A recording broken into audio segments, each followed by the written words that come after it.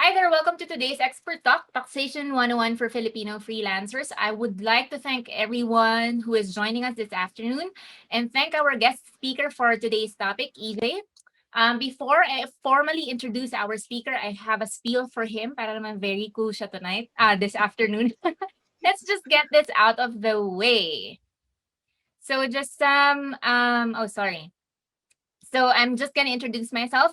I'm Avery. In the States, they call me Avery. Here in the Philippines, I'm Av. And I'm the ambassador of Upwork in Manila.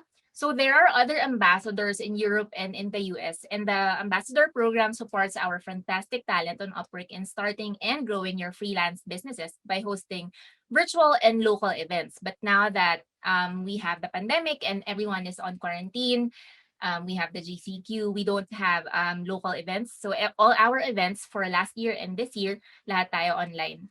So as ambassadors, we provide resources to new and experienced independent professionals, a place to meet and exchange ideas with like-minded people, and the chance to be inspired to take the next step in your career. So I'm also a senior agent for the Upwork community. So if you want to interact with Upwork clients and other Upwork freelancers, you can visit the Upwork community. That's community.upwork.com, where you can ask questions, get tips, and talk about freelancing in general. So, without further ado, welcome to today's Expert Talk. But just before we start, I just have a few reminders, and I would like to let everyone know there's no chat option, but if you have questions, you can send it in through the question button. I think that's down below your screen.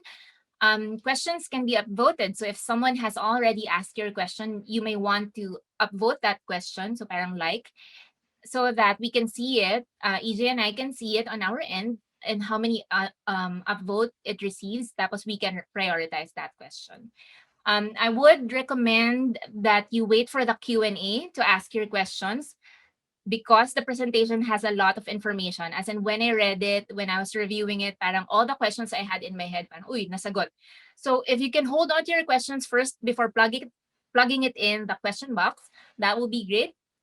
Once we have a Q&A, you may want to send your questions in. But if you want to send your questions in now, no problem, para mabasa din namin siya ahead of time. So for any personal questions, like for example, you want to consult with EJ about your personal taxation problems, hindi personal problems of the heart, I would recommend, ano ka talaga, ano? Parang Joe DiMago, parang gano'n. Preferred ko nga yun eh. Sawa na ako sa tax, guys. So, I would recommend that you go to taksumo.com and avail of their the Taxumo consult service. So that all the questions that we ask, parang lahat ng tao, the audience can benefit from it. Okay? So let's just move on to our agenda. Um, so our agenda today is to I will be sharing a few updates on Upwork, and then we'll proceed with the Taxation 101 presentation of EJ, and then we'll proceed with the Q&A. So the goals of today's event is really to learn tips on how to navigate taxes as a freelancer in the Philippines, have greater knowledge on how local taxes work, and how to register yourself as a freelancer here, know what deadlines you need to meet, and how to process online payments, and learn the advantages that come with paying your taxes, because that's really important. Right now, we have some of you want to understand why do we have to pay our taxes? Eh, freelancers naman tayo, diba? So through EJ's presentation, he will be able to explain to you guys why this is very important. So some Upwork updates. Number one, last December, I hope you all saw it. We upgraded Connects to provide you free monthly connects and bonus connects for interviews that you win. So we introduced paid connects to keep spam from crowding out your proposals and help you win the jobs you want. But so the team has decided that we want to ensure that you're connecting with clients and it's affordable for you. So we changed the program to provide you with the connects you need to build deeper relationships with the clients on Upwork. And then we also have the second bullet there is the project catalog. So this is where you can earn on your terms with predefined projects. So the project catalog actually was um, born out of a few interactions with freelancers. They told us that they want to work on projects that closely align within their work and rate expectations. And clients have also told us that they want an easier way to get started with freelancers. So With this upgraded program, the project catalog, you'll find those benefits and more.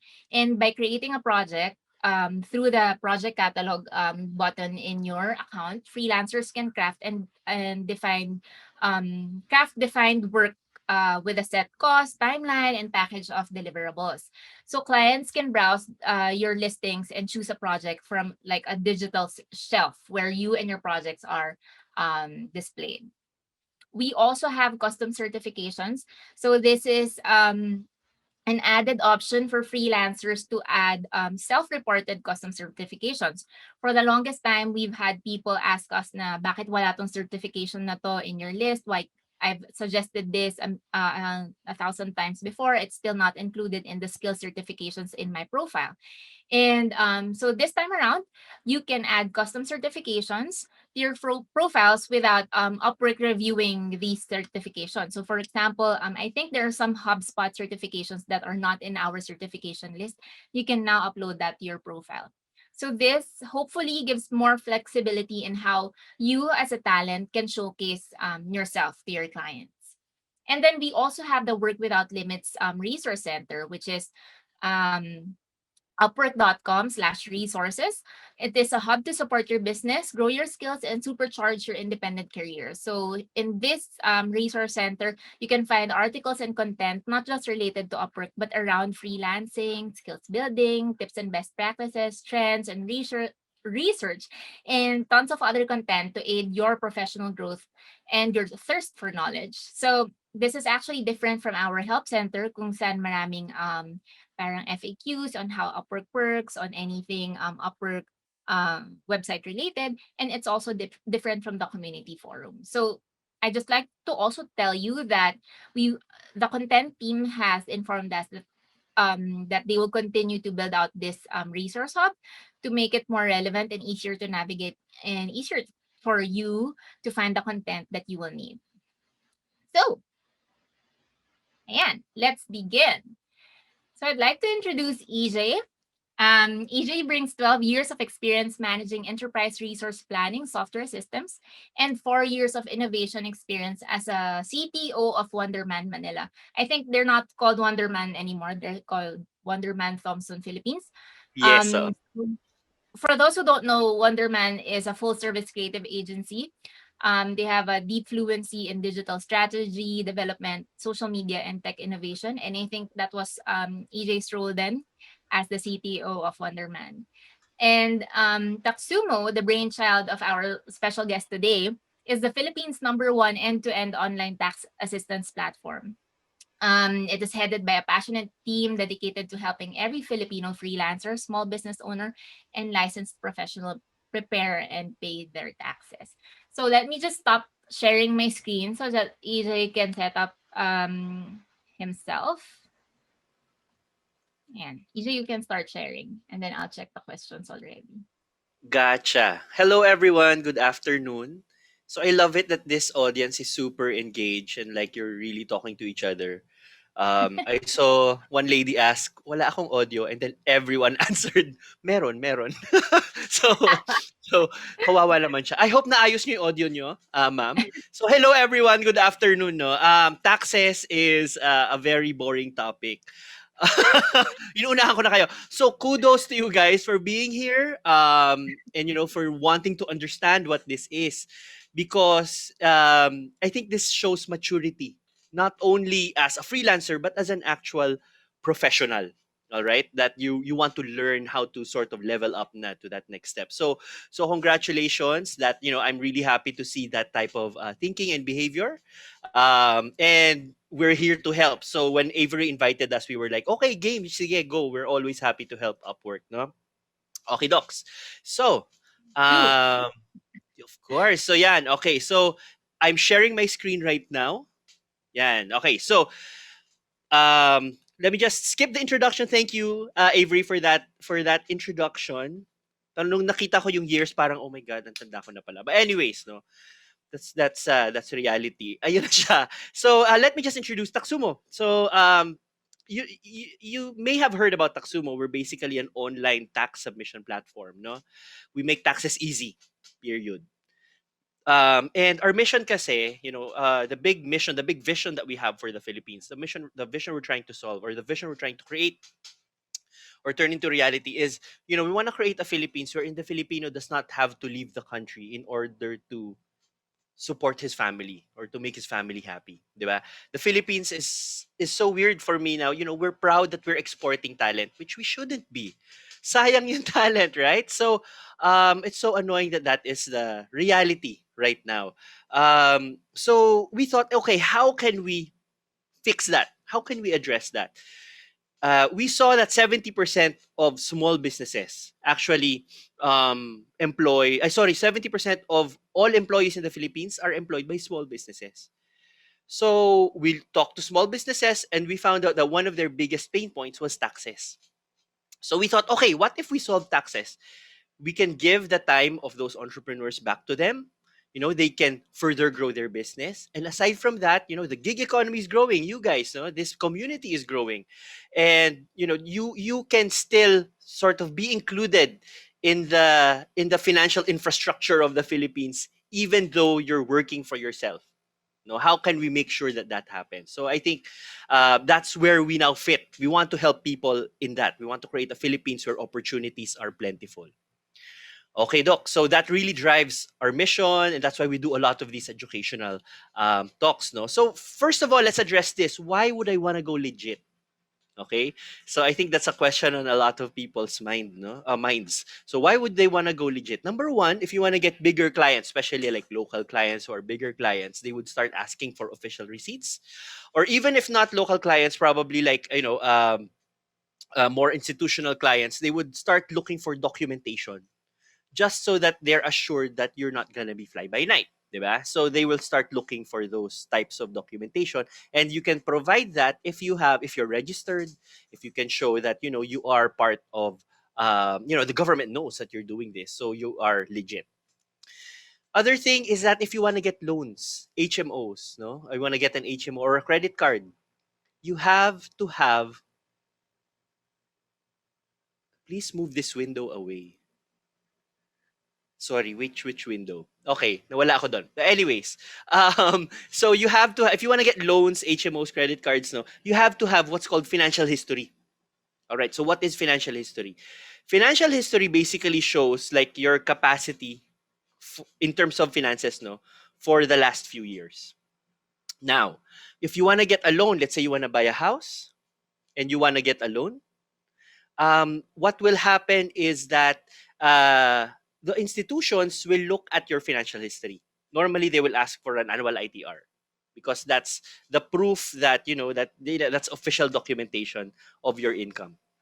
And then based on that, they will approve your loan. No, of course, there are other institutions available, the microfinance institutions. But the problem with that is those microfinance institutions, they normally take bigger risks. Hence, the interest rates nila are a lot higher. Okay, so that's how it works. No, so if you want to get loans, etc., then definitely you want to start registering now because having a financial history is important. Next, it's also important for you. You want to avoid tax penalties. The BIR is actually getting better at data analytics. They're very proud of what they're building a data analytics team. In fairness, diba? They're very proud of a data analytics team that they're building. And we have helped customers before who approached us and told us, "Hey, I'm not registered, pero somehow the BIR found out that I have this income. So now I have open cases, So now we're helping that with them." The problem with that, the challenge for them is that it's hard for them to negotiate lower penalties. Kasi naunahan sila eh. They don't have any space to negotiate anymore. As opposed to if instead of, if they were the ones who approached the BIR and and then started that discussion, then the BIR can actually lower the fees. But when the BIR starts that discussion, then it's very hard to nego. Okay, so you wanna get ahead of that. All right. Okay, so the first question we answer is what type of entity do you set up? Okay. A lot of us think that if you are working for yourself, you have to be a sole prop. That is not the case. Okay. You can register as a professional, as a sole proprietorship. You can register a partnership, or you can actually create a corporation. All right. Let me see. Is there a way to remove this? I think this is blocking. I'm not sure.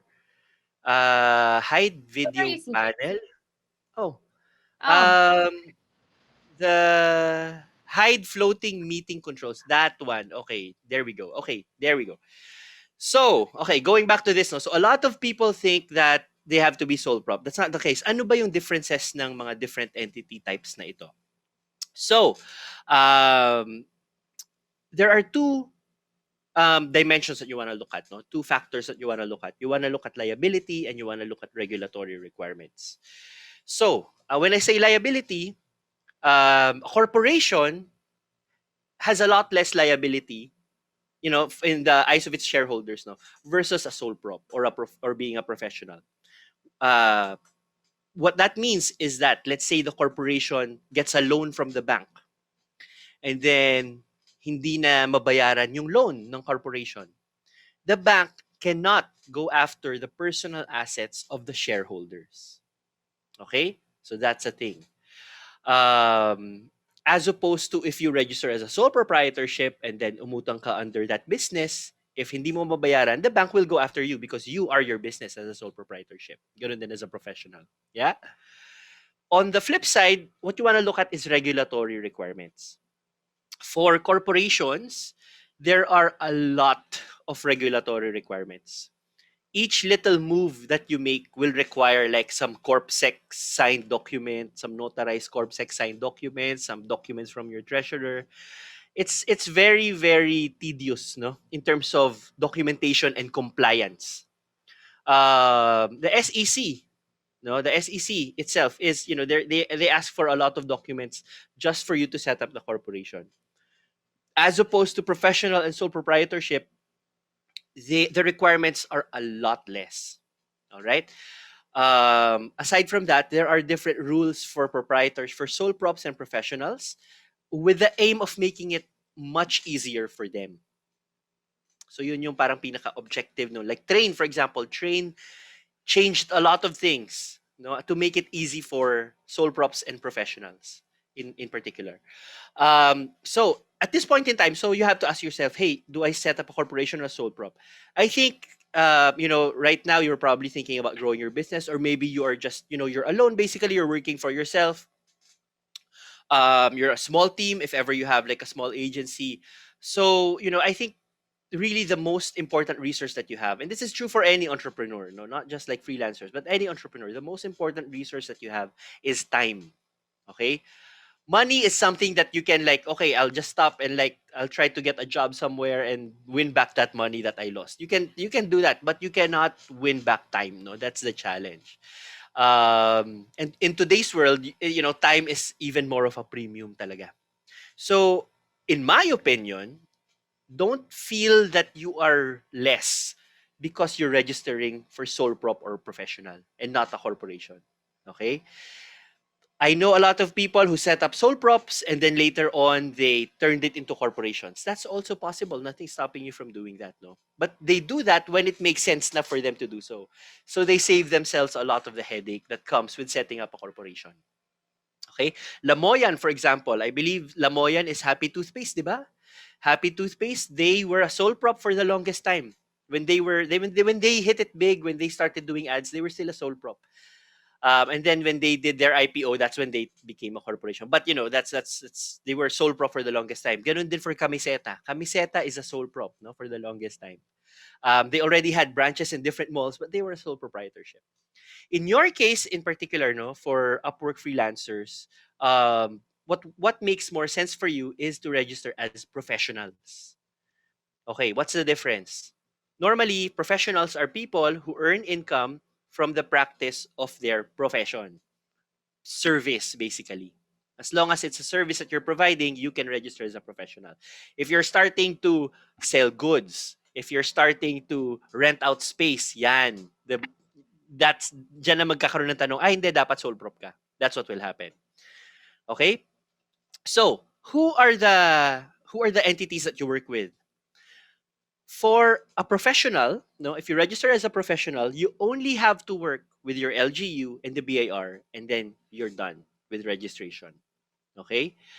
For sole proprietorships, that you have LGU, BIR, and the DTI. Because the DTI, you will register a trade name. Okay? So when it comes to DTI, it's just a name, guys. A lot of people think they're done, they're registered, they're a business because they did DTI. That is not true. You just reserve the name. That's it, okay? Hindi pa siya registered. If for partnership and corporation, the difference naman, instead of DTI, you register with the SEC. Okay? For corporations in particular, SEC is where you register a new person in the eyes of the law. And that new person is your corporation. Okay? So the law actually treats corporations as people, which is super weird.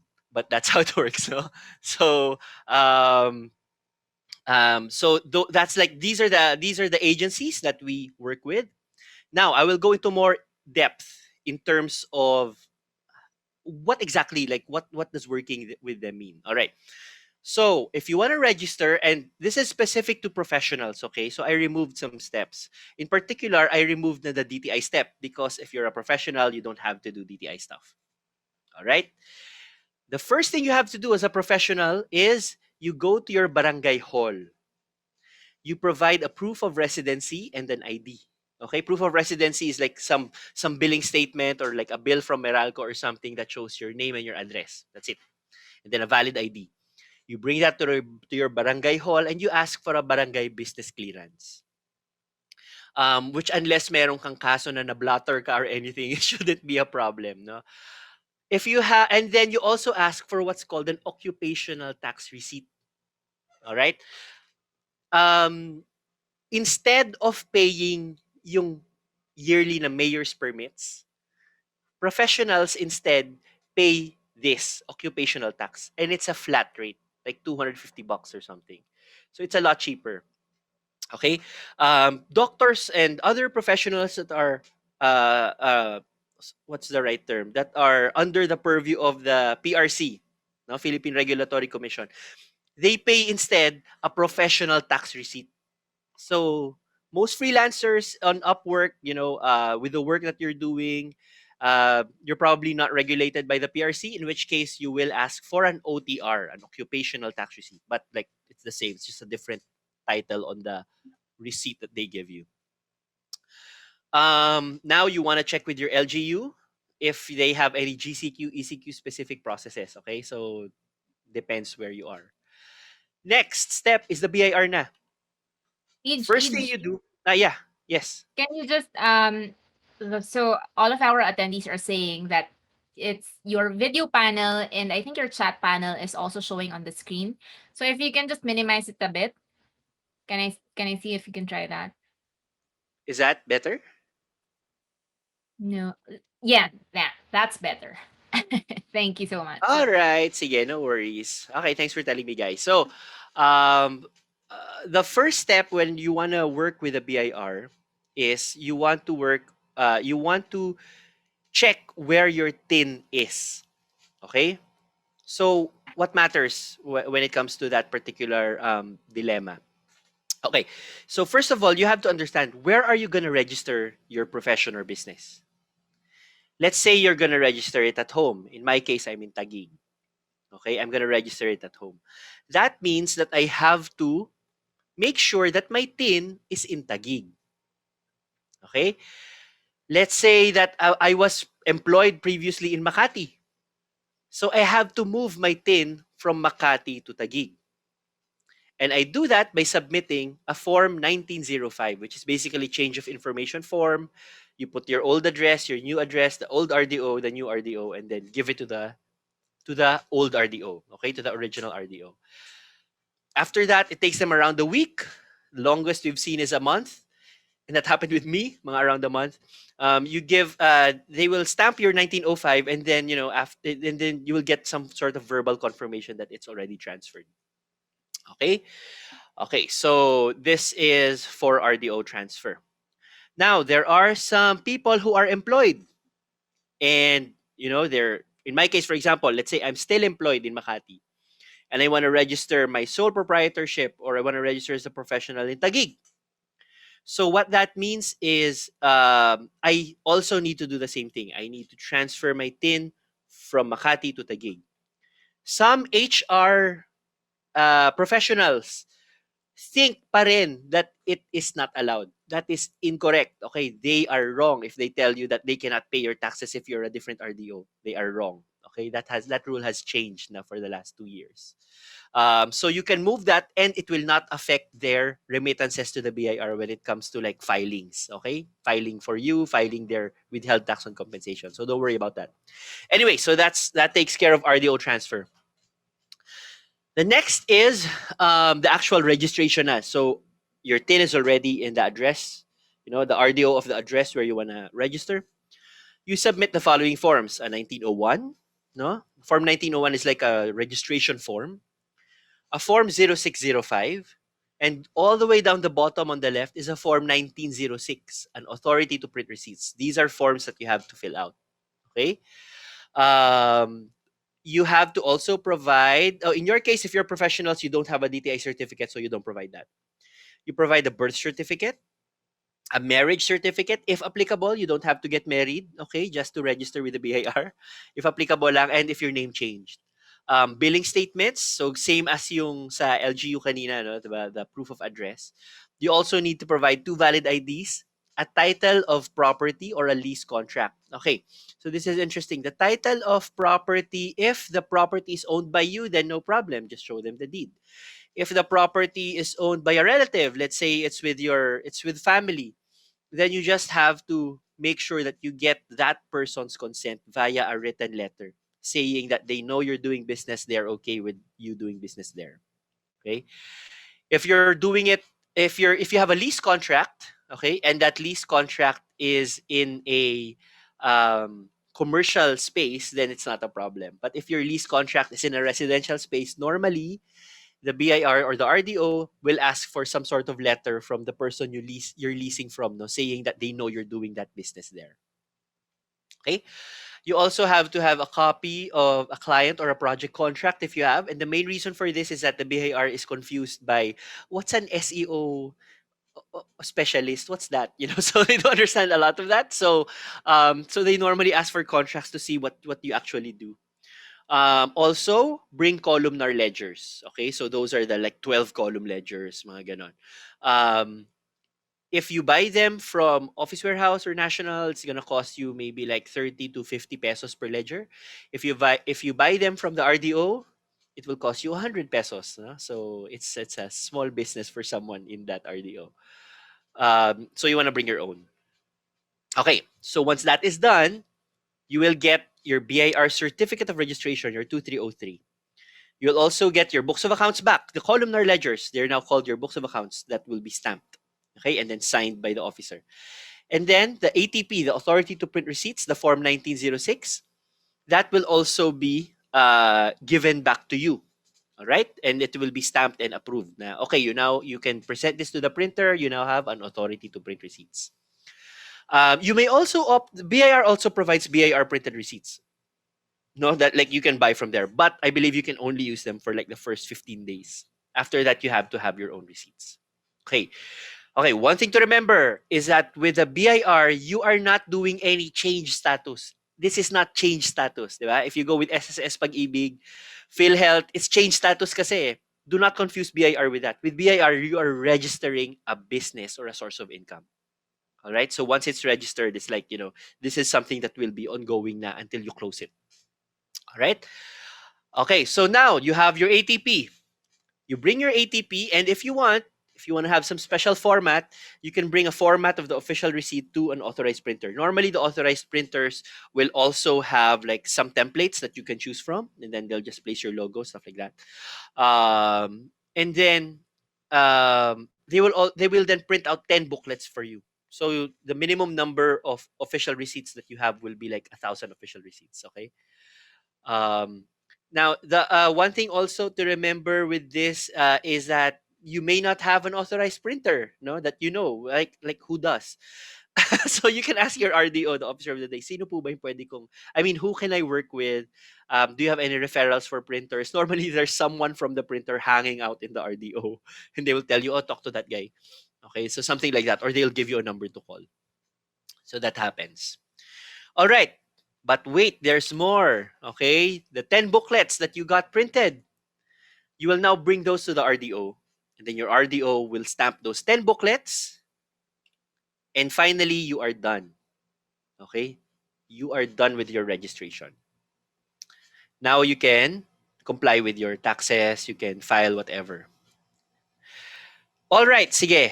Before I move on, siguro what I can do is I can, if it's okay with you all, I will, okay, hindi ko na alam paano ko ibabalik yung aking panel, no, yung Q&A panel. But okay, there we go. So these are the questions and answers. Let me see if there are questions specific to registration, and then let's move on. Okay. Um, There are. I uh, think there- there was one question that asked, parang she's from Davao and I think she's moving to Manila. So mhm. does she need to move her registration from Davao to Manila? If your registration, if your address will be Manila na dun sa business mo, then yes, you will have to move that. No, you will have to move that business. Essentially, it's a change of information. You'll change the address. That's how it Okay. works. Mm-mm. Yung it's the same form, 1905. Yun din siya.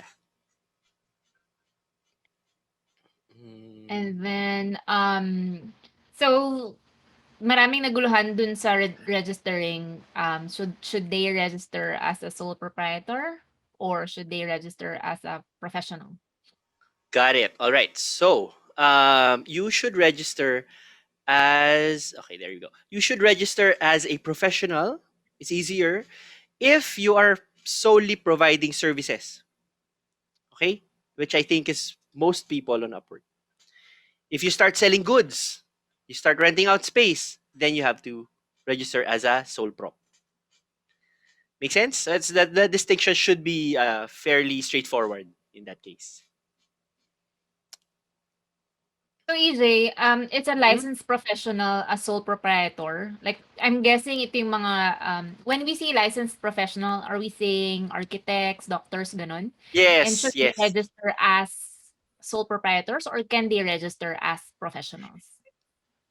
They can register as professionals. No, so architects they can register as professionals. Normally, they start registering as something else when they start selling other things.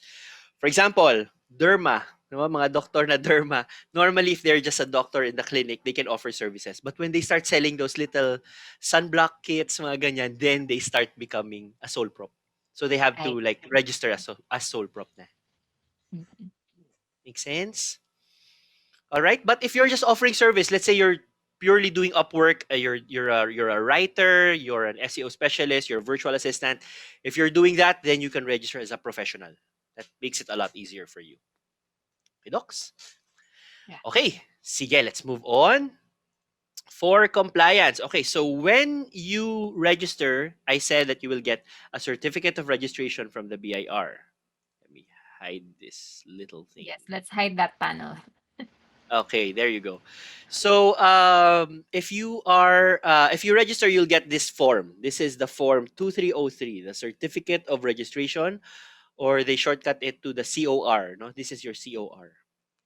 Um, Depending on what's written on your COR, those are the tax types that you have to comply with. Just because one person is doing a certain type of taxes, let's say your friend is doing VAT, doesn't mean you also have to do VAT. Vice versa, just because someone is non-VAT doesn't mean you are non-VAT.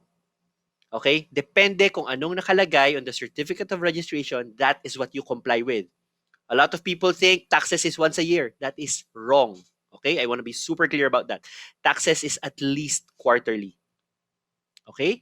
So I'll talk more about that as I go into these different types. Alrighty. Sige, so let's start with the business taxes. Actually, you know what? Let's start with income tax because this is what we're mostly familiar with. No, this is the April 15 deadline tax that we know, right? Okay, so when it comes to income tax, there are two options in terms of like what rate you use.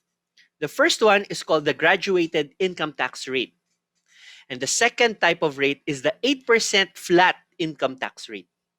No? Some people call it the 8% gross receipts tax also. It's the same thing, basta 8%.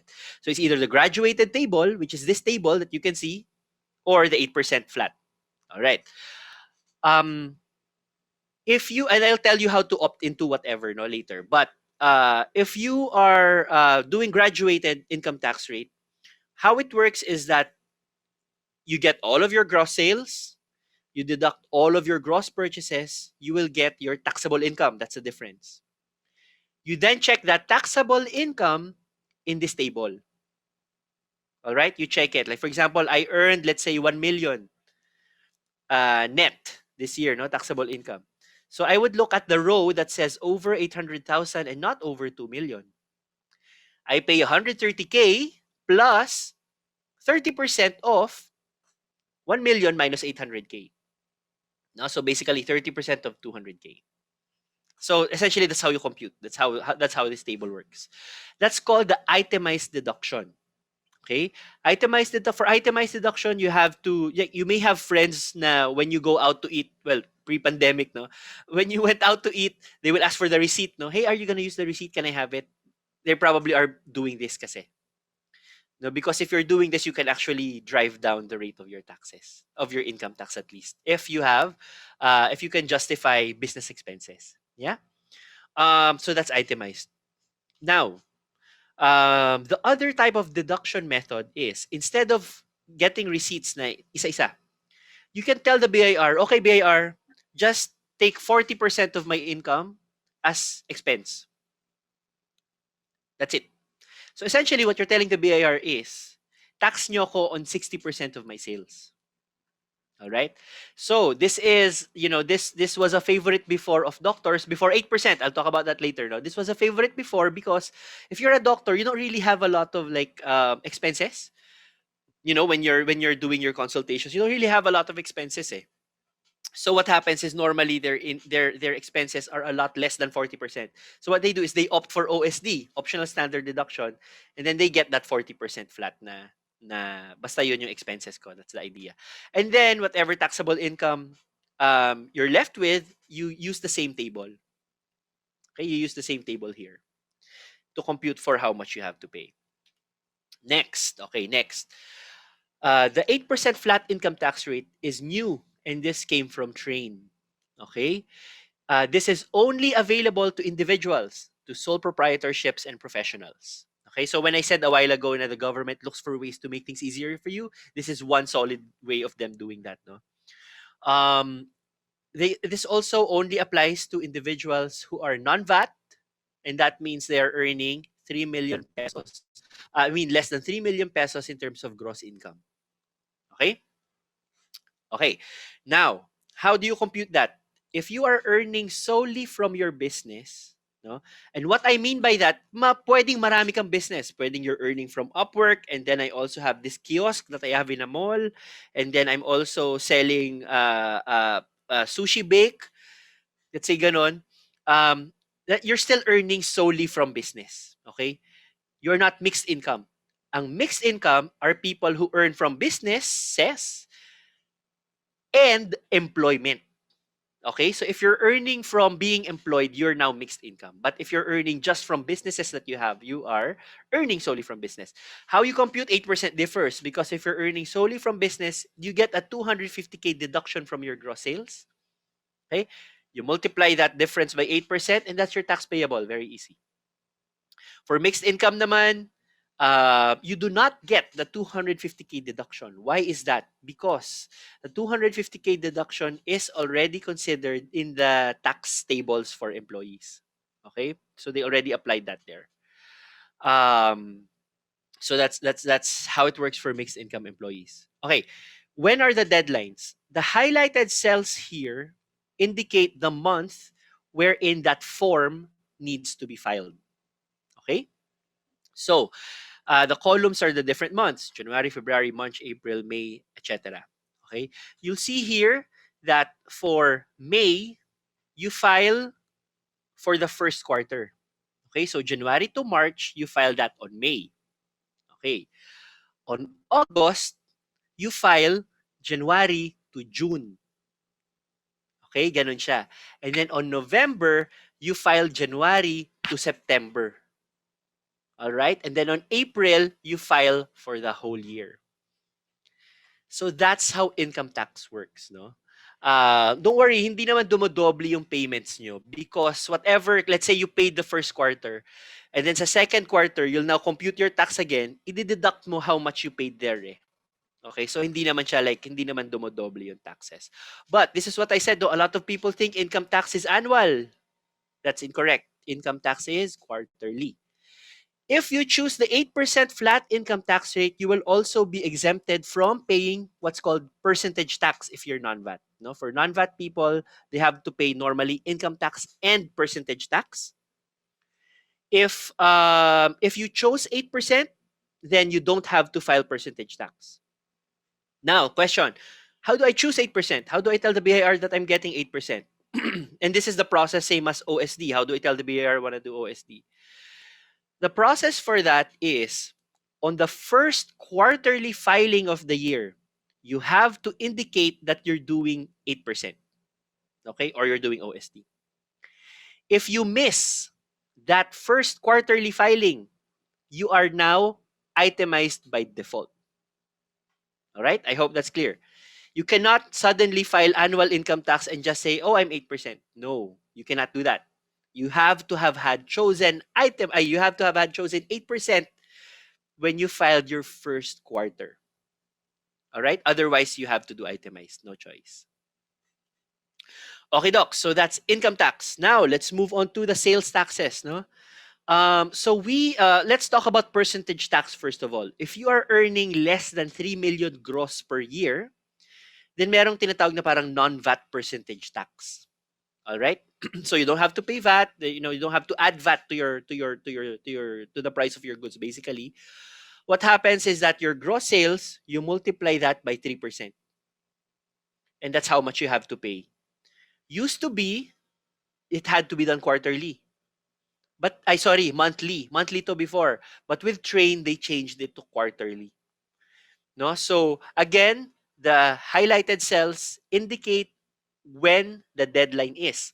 So, you'll see here, April is highlighted. It covers January to March. July is highlighted, it covers April to June. October is highlighted, it covers July to September. And January is highlighted because it covers October to December of the previous year. So every quarter, you have to pay 3% of your gross sales. That's percentage tax.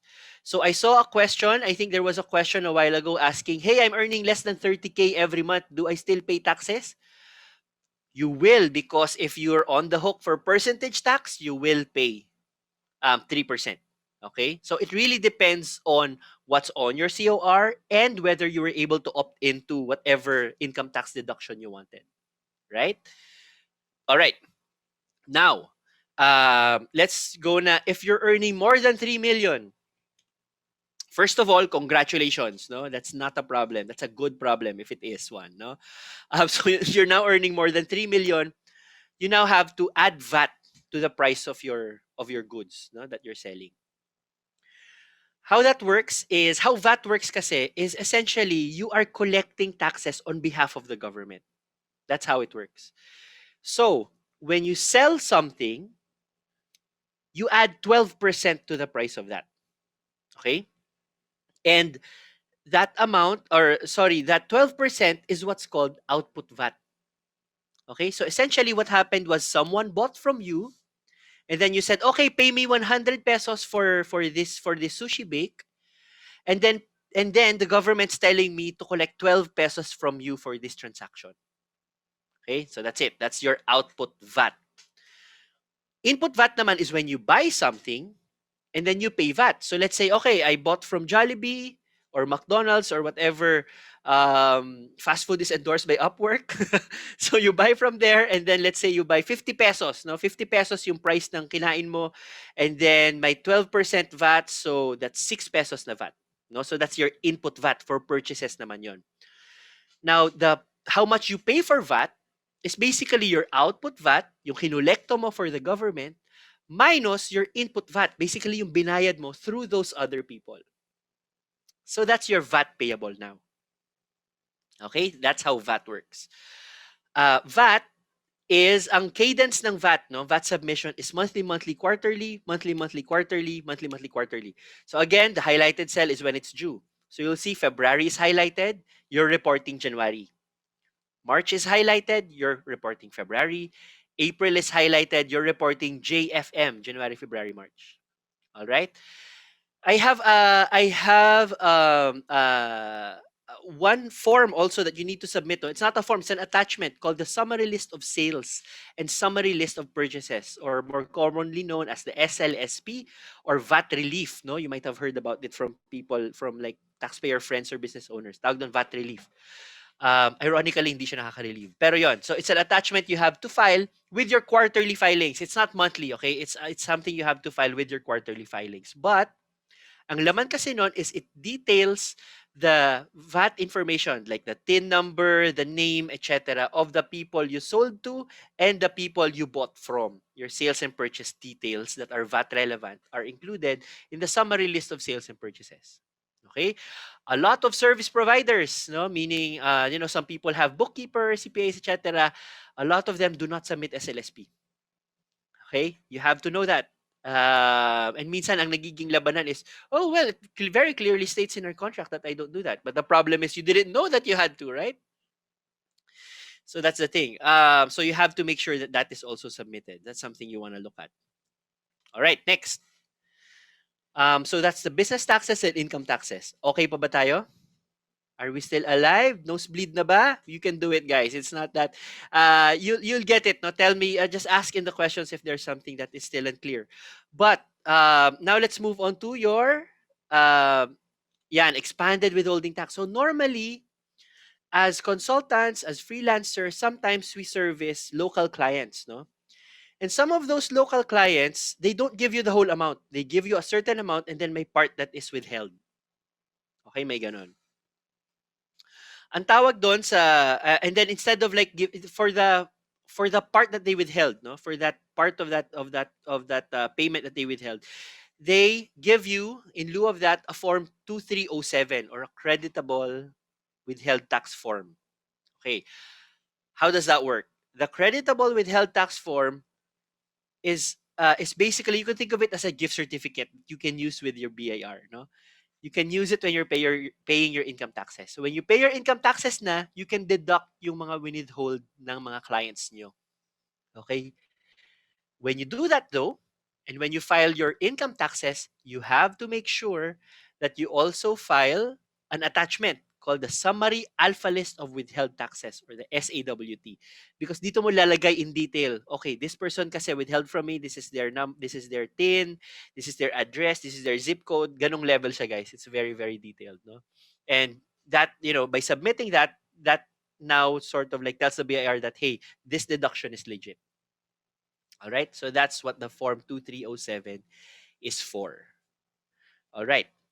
And that's taxes, no? That's taxes in a nutshell. Most of you, I think that will be what's gonna be applied, no? When you get your certificate of registration, that's what you'll get. Some of you may have a certificate of registration that says 8% flat income tax rate. Does that mean I'm 8% forever? No. You still have to make sure that you comply with that first quarter thing that I said, no? First quarter dapat dun mo sabihin. If you're not able to do that, then you are automatically on the hook for itemized income tax and percentage tax. All right? So that's the deal. That's how 8% flat income tax rate works. Okie dokie. Okay, now let's move on to some tips when it comes to taxation. All right, so first, one thing that you may want to make sure is that you have to make sure that your clients are withholding the correct rate for you. There are two rates that the clients can use when they're paying you, no? There's a 5% rate and a 10% rate. They can use the lower rate if you provide a certificate of registration, meaning you're registered, and a sworn statement saying you're earning less than 3 million pesos a year. I mean, of course, that has to be true, no? Because it's going to be notarized.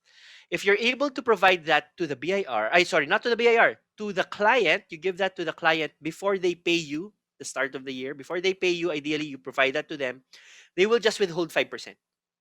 Otherwise, they are required to withhold 10%. Okay, and they can't do anything about that. Now, think about it this way, no? Let's say your clients, let's say if you're registered, you can actually opt for, say, 8%, right? So you're basically just paying 8%. If you're not registered, you're essentially paying 10% if your clients are withholding for you. So lugi ka. No? That's something to think about also. Okay, dun sa itemized deduction or OSD, which one do you choose? So the rule of thumb is very simple. If your expenses are less than 40%, mag-OSD na kayo. Kasi laging 40% yung lalagay niya. As an example, let's say your income is 1 million pesos and your expenses for that reporting period is just 20,000. It's less than 40%. If you're using itemized deduction, your taxable income is 980K. Meaning your tax due, if you look at the table, is 184,000. However, if you're using OSD, then yung taxable income mo is just 60%, right, of the income. So it's 600,000. So your tax due is, and you look at the table, it's going to be 80,000. So there's a big difference there. Okay, so if you're earning less than 40K, then itemized is not a good idea for you. However, sorry, I'm not earning. If you're spending more than 40% of your income. Now, if your expenses are more than 40% of your income, no? In this case, your income is 1 million pesos and your expenses are 650K. Okay? So your taxable income is 350K, so your tax due is now 20,000 if you look at the table. That's how much you have to pay. All right? Again, this is for yung maraming expenses, no?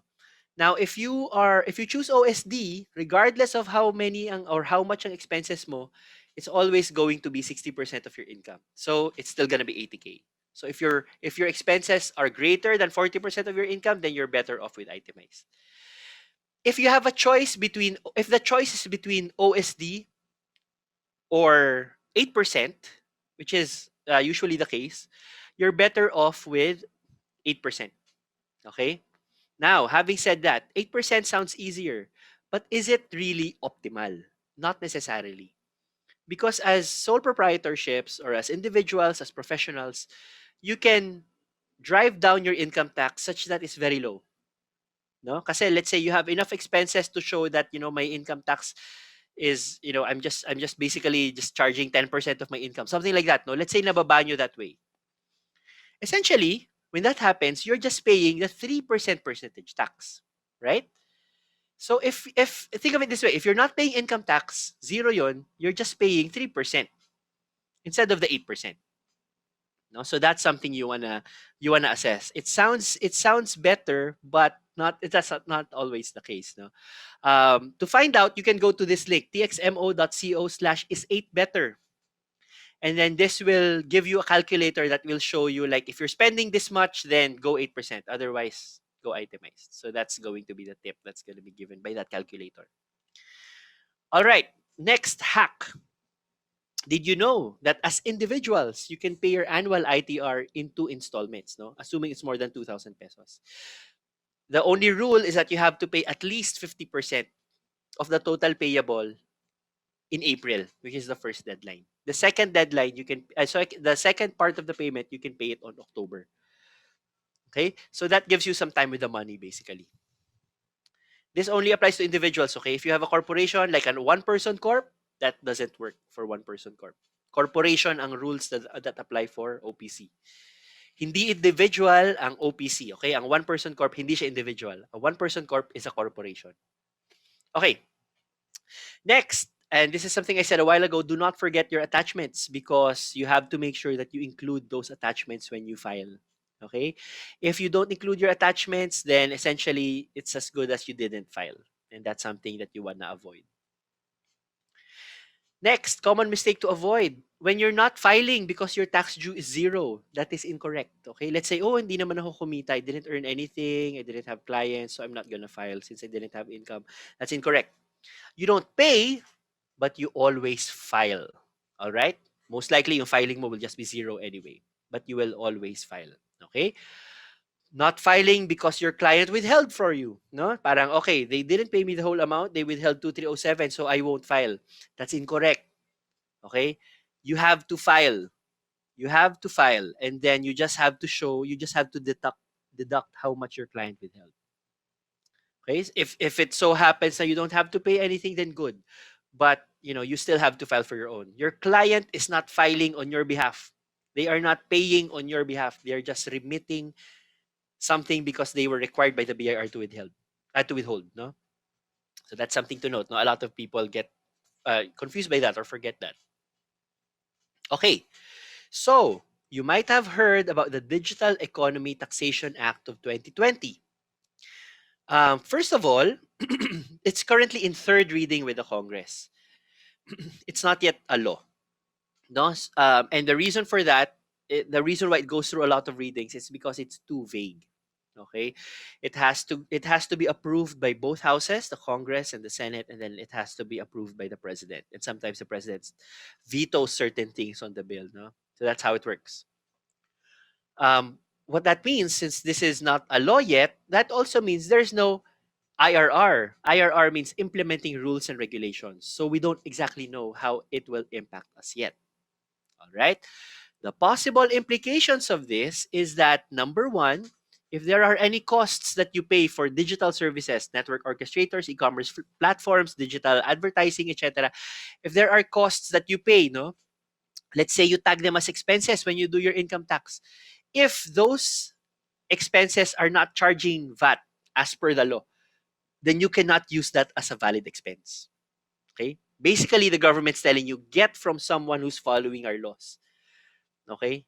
That should be your supplier, not this other supplier. So that's a possibility. Again, possibility.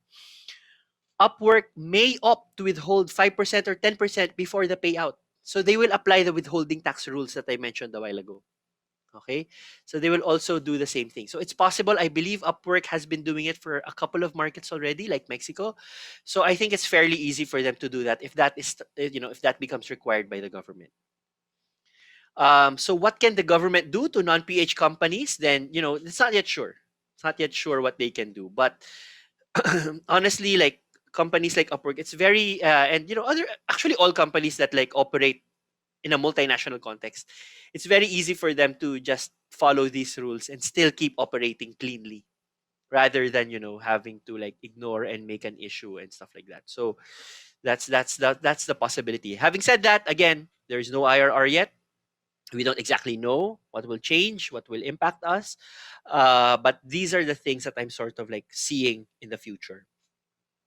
You may have also heard of the Create Bill. No, that's Train Part 2, the tax reform Part 2. For the Create Bill, so what's gonna happen is that it's very possible. What's gonna happen is that nasan tayo? Balik tayo the percentage tax, they will lower this to 1%.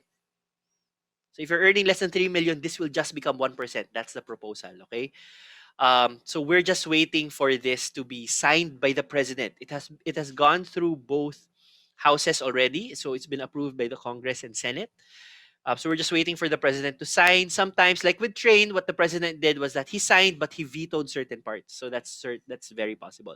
In this case, it's the changes that will impact us it will be 1%. So mababa na lang yung taxes. Okay. Um, and that's it. That is for create and data. Um, Before I move on to the questions, I hope it's okay if you would indulge me. I'd like to talk a little bit about like Taxumo and how it could help you. So how Taxumo works, and I'll talk about that. Essentially, it's a web application. It works on any browser, on any device. Okay, it is designed for people who are not accountants. It's designed for people who don't know how taxes works. Okay, it makes it easy. How? Because as a user, you just enter your income and expense. That's it. Every time you get income, enter it here. Every time you spend something that's business related, put it here.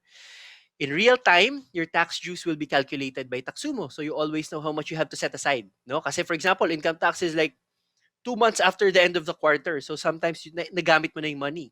Naikot mo na yung money, nagamit mo na sa tuition ng anak mo, etc. So, with this, you always know na, okay, this one kailangan ko itabi because this is something I have to pay. Also, of course, the forms can automatically be filled out by Taxumo. One click na lang siya. One click, your forms are filled out. And then, the attachments that I mentioned a while ago, those are automatically created as well by Taxumo. Okay, so all of those will be sent to the BIR. We are directly connected to the BIR. We are an accredited tax software provider. We actually had a session yesterday with the BIR. So they know that they really are working very closely with us. So that connection is there. So we can definitely submit your forms to them. But wait, there's more. No, you can also remit your payments through Taxumo. The process before was that you had to like go to the RDO of I sorry to the branch that was approved by your RDO. So it's not like any Union Bank branch or whatever. It's always going to be like this specific branch. This specific branch in Taguig because that's the one close to our RDO. That's the only one approved.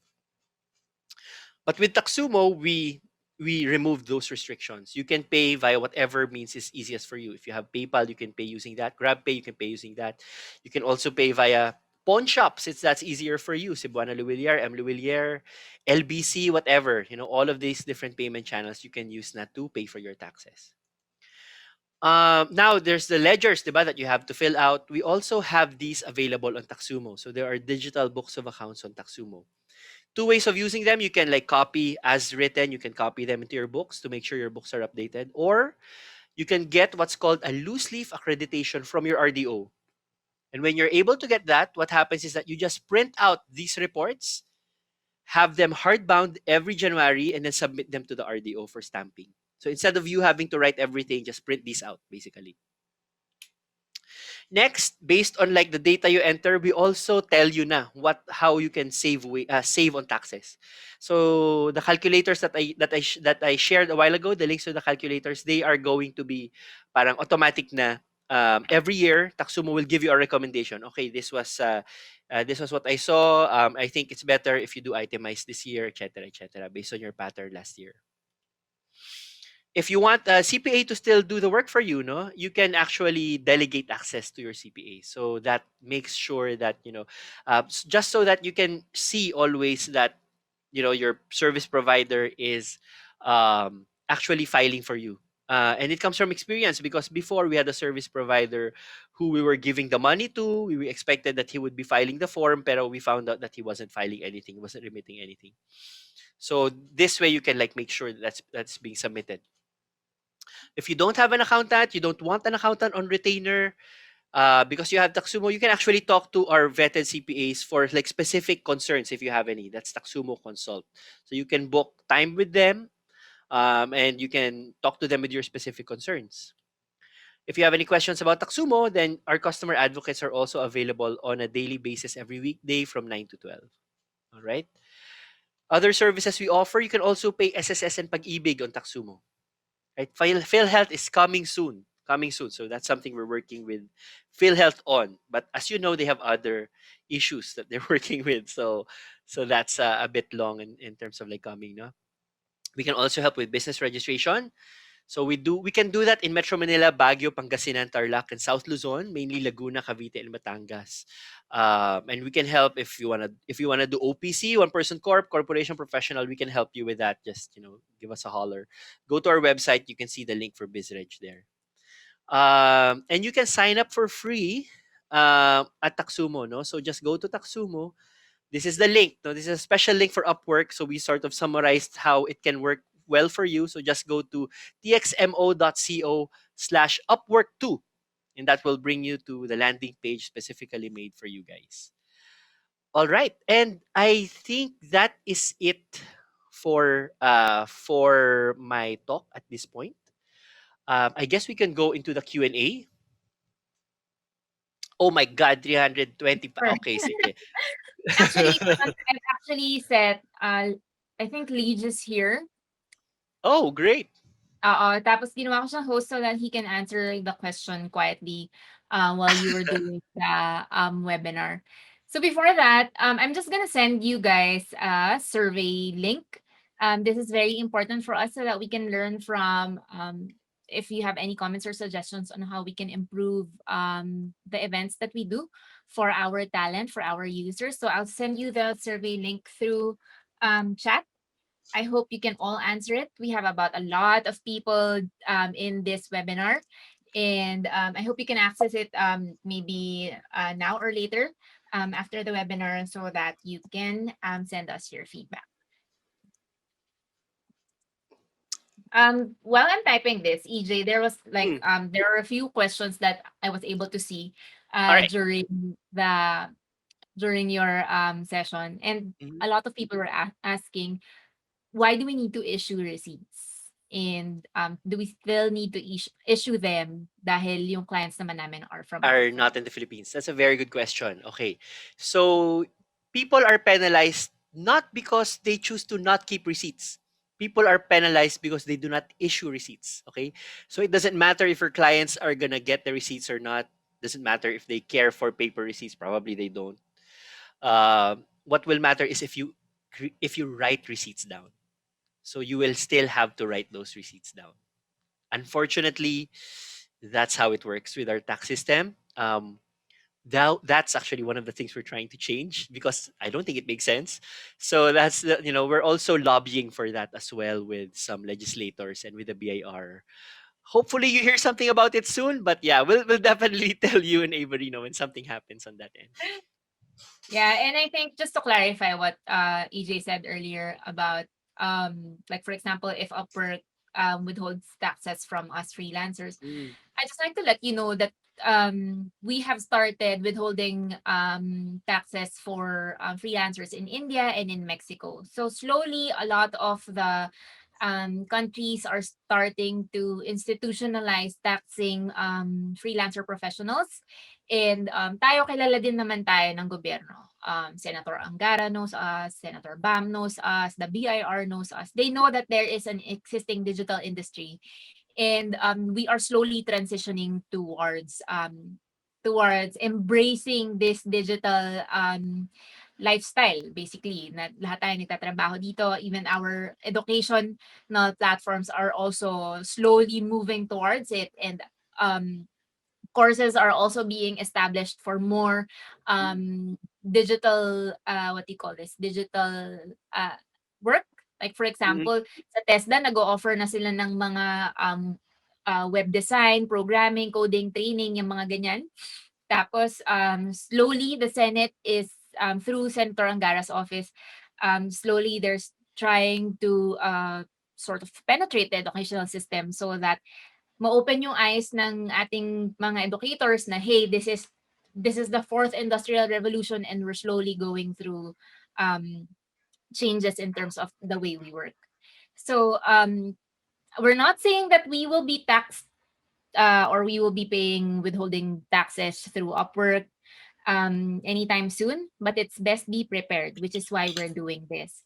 And also, there were a lot of questions earlier na parang should um should they, and I just want to mention it out loud, why EJ had to present uh about registering as a business, um and should have just focused on the professional side only. Let's not forget that as freelancers, you have the opportunity to expand your business through an agency. Like for example, you're a top-rated freelancer, you're a top-rated plus freelancer, or you're an expert vetted talent on Upwork. Tapos lagi ka nakakatanggap ng contracts and you want to expand your business. So ang gagawin mo, mag-open ka ng agency, tapos you will throw all these contracts to your agency freelancers. That's an idea. Now, a lot of agencies that I know, they've grown. As in, they've grown a lot. Some of them, meron na silang parang small call centers. Yung isa sa kanila that I know, he started off with himself and then 5 people. Tapos ngayon, nakapagpagawa siya ng bahay. Ngayon, na-register nila yung bakery business ng asawa niya. And then, ngayon nagpapagawa na sila ng small hotel in Binangonan. So that's the outlook. And I know that they're registered professionally. I know the bakery is also registered with the DTI and with the BIR because I follow their story. I've been wanting to get them to through our webinar. So this is why we're doing this webinar. And this is not just for professionals like me. Ako wala naman akong business, 'di ba? But this is for everyone who is looking to expand your business. So hopefully everyone learn all the type of audience that we have here will learn something through EJ's presentation earlier. All right. Thanks, Avery. Thank you for adding that nuance, no, to the conversation. So thank you for that. See, I kind of browsed through some of the questions and maybe I can start answering some of them. So the first question is, I already have a TIN number given to me in high school. It's possible, no, pag nag-aral kayo mag-drive, normally may TIN kayo. But I don't know how to upgrade my status. Do I have to go to BAR? Can I do it online? So again, you're not upgrading any status. You're not changing status. You actually have to register your profession or business. Okay? So it's in Ang the eyes EJ, of the BAR. Go ahead, go ahead. just to clarify, ang ibig ba nun sabihin kunwari ako kasi naging empleyado ako for a time. Mm-mm. So meron akong TIN, 'di ba, as an employee. Yes. Yes. Kakalimutan ko na yung TIN na yun at magre-register ako ng bagong TIN as a professional? Oh, good question. You can only have one tin. Okay. Strangely, if you have more than one tin, it's you're liable to get a criminal case. Criminal kapag dalawa tin mo. So what happens, guys, is basically yun nga, if you're registering kasi as sole prop, you're not getting a new tin. It's your tin pa rin. You're just saying may business ako. Okay? A corporation is a person. So a corporation has a different tin. Okay? Pero if you're sole prop or professional, no new tin. Okay? So, yun siya. All right. Next question. Will Taxumo be incorporated to Upwork PH? Will it be required and with additional fee? Oh, we would love to. So syempre, highlight ko. So, Avery, we can talk more about this. Pero when that happens, definitely that's something we can consider. Upwork naman is very collaborative. So, we love working with Upwork. So, definitely that's something we will bring up. Um, if you have a regular job and paying taxes already. Oh, by the way, guys, so just to add to what Avery said a while ago, yung they're withholding for Mexico and India. Itong rules na to, itong pinopropose sa Congress na data, this is not new. It's already actually being done in a lot of countries, Indonesia being like the prime example for Southeast Asia. So if, so the companies have already pivoted and sort of like they already have the facilities to make that happen. So it's not gonna be difficult for them to sort of like just turn a switch on for the Philippines. So tama si Avery, it's best for you to know about what's happening so that you can prepare. A lot of people are afraid, or a lot of people sort of like shut down when it comes to taxes. It's mainly because you don't know what's happening, and that's fear. That's fear of the unknown. Okay, and it's good that you're here because you're removing that unknown, so you don't have to be afraid anymore. No, so GG taxes. Okay. Next question. If you have a regular job and paying taxes already, is it a requirement to file for taxes freelancers?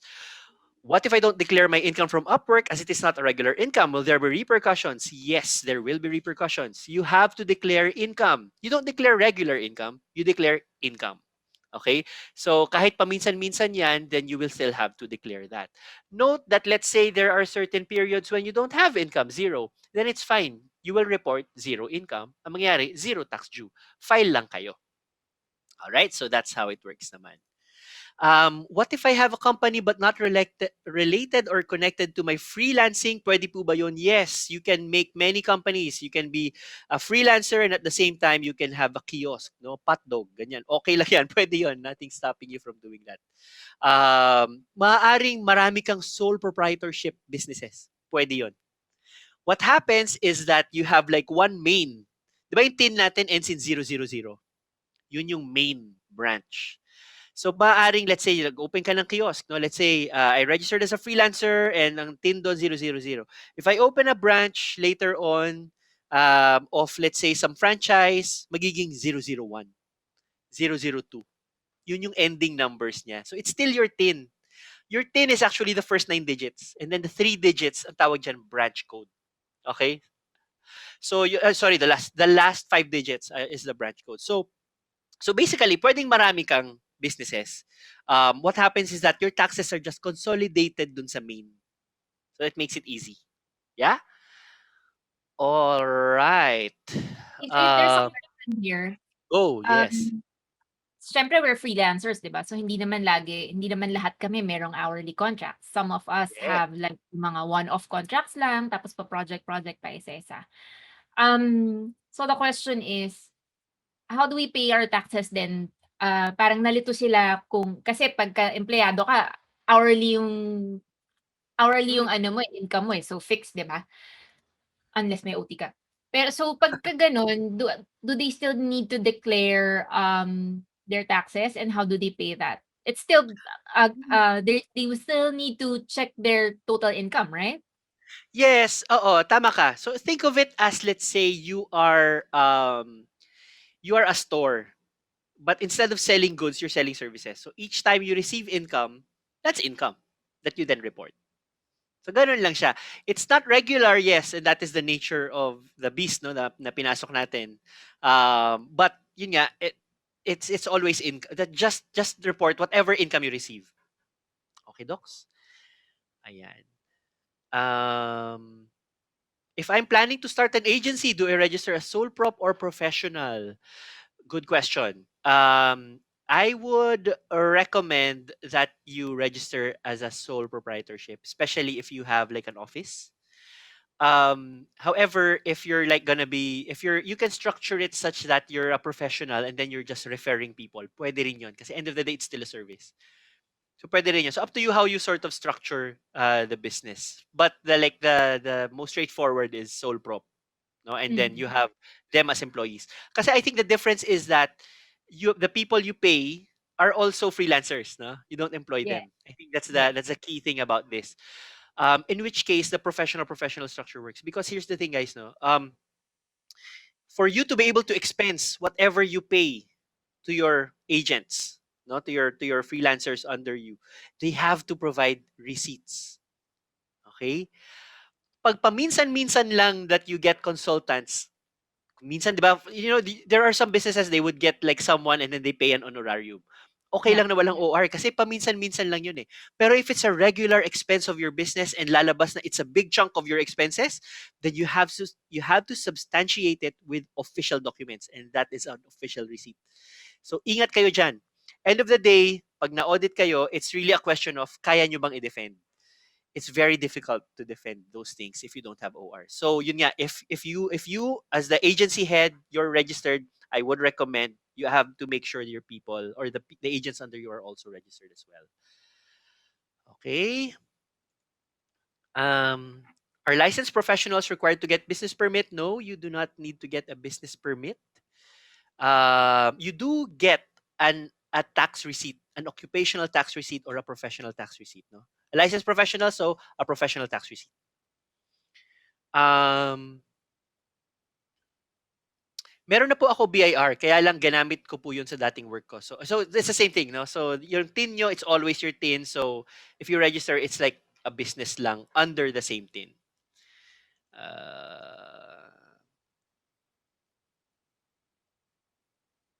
so and right now, EJ, like during yeah. the pandemic, are the BIR offices open and can they register? Is there an opportunity to register online? Yes, there is. Actually, that's a good question, no? Because in our experience, because we do registration, as I said, diba? Some RDOs are closed because may COVID positive. So it's scary, guys, no? So I would recommend that if you want to do it yourself, make sure you call first and ask if they're open, because the schedule is very erratic because of that. Um, and if they are, just make sure that like double mask and everything, because the RDOs are still full, no? So yun siya. Um, ito, interesting question. I registered as sole prop but realized professional is more in line with my services. Can I still change my sole prop to professional given my tin is connected to it? You can, but what will happen is you actually close your sole prop and then open as professional. That's what will happen. Okay? You can register a professional na and then work on closing your sole prop. That's also possible. Okay? Pero yun nga, it will still be reported under like the main one. In this case, I think it's still gonna be reported under the sole proprietorship. Okie dokie. Um, uh, Ayan, can I change my TIN transfer via online? Depende sa RDO. Some RDOs, I heard they allow fax machine. Fax machine, guys. May fax machine pa pala. So, so they allow that. Baka yung iba nag-allow ng email, I'm not sure, no? Pero syempre, di ba? I mean, they're also being careful. We asked them about it eh. Ba't di na lang email? Eh, what if magpadala ako for someone else bigla? Si Avery bigla akong ilipat sa Laguna or something, di ba? Hala, oh, wala silang way on na, ay, hindi pala si Avery yon. So, that's the thing. So, so that's done. Ha, ha, ha, ha, ha. Ano ba? Tell me guys lang if there's anything that pops out for you guys, Avery and Leech. Tell me if there's Yeah, medyo anything. medyo nahihirapan din ako mag-ano, eh, mamili ng question, eh. Kasi parang, iniisip ko, this was answered earlier, pero do I need to reiterate this question so that it cements it? But ang dami rin kasing questions, 'no? We have 400 plus questions already. So, we're trying our best Oh, to get each and every one to of catch your up. questions. Oo. Yeah. Thank you. Sige, let's try. We'll try our best, guys. Best effort. Um, can I apply for a corporation even if I work alone? Yes, you can. 'Di ba dati ang kala nating corporations, you need to have 5 people in a corporation. They have removed that. You can have a Oh. minimum of 1 person. That is the one-person corporation. If there's two of you, pwede rin. Okay, so Mhm. pwede na yon. Note that a one-person corporation is not an individual; it's a corporation, as I said, and it's weird. It's very strict. You know, you have to like get a lawyer as a corpsec.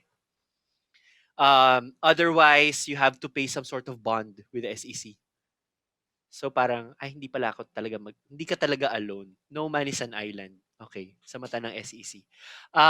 Do we need to Easy. go physically? Oh, Ay, yes. oh, there's a question here. So, what if my salary never exceeds the income threshold? Do I still need to register? If your salary, I assume that's like what you get from Upwork, yeah? Yes, yes, yes. That's what they're referring. Their income rather. Yeah. Oo. Yes. Yes, you do. As long as you receive income, then you will have to like be registered. You will have to report it. As I said, the threshold only applies to income tax, and that's just one of the two tax types that I talked about. Percentage tax is flat 3%. Na magiging 1% with create, hopefully, pag napirma. Sana hindi i-veto ni Presidente. But, you know, that's something you have to pay on gross lagi on period. No? So, the safest thing is register and then kung ano yung i-assign ng RDO, Officer of the Day, then that's it. Okay? Yun yung susundin nyo. And tama yung intindi ko, 'di ba? Parang kahit wala kang na-earn, you still need to report it. Like if you Yes, don't have oo. income. Oo. Tama, oo. So, lalagay mo lang income, 0. Expenses, 1 million. Pwedeng ganon. Net income ko, negative 1 million. Tatax nyo pa ako. Siyempre, 0 yan pag ganon. Mag-file ka na ng bankruptcy. Pero kasi, pwede yan eh. For the first 3 years, okay lang sa BIR yan na, okay. O, syempre, starting a business. Pero later on, if laging ganyan, kunyari 10 years ka lang negative, yan yung mga ino-audit. Kasi parang, Ah. paano buhay ka pa? Yun yung nagiging tanong. Ah, if the BIR official insists, ito, interesting question. May BIR ba dito? If the BIR official insists that they cannot accept payment if the RDO is elsewhere, what rule or ruling can we refer to prove that we know that the rule has changed? They cannot accept payment if the RDO is elsewhere. So so that is actually still true.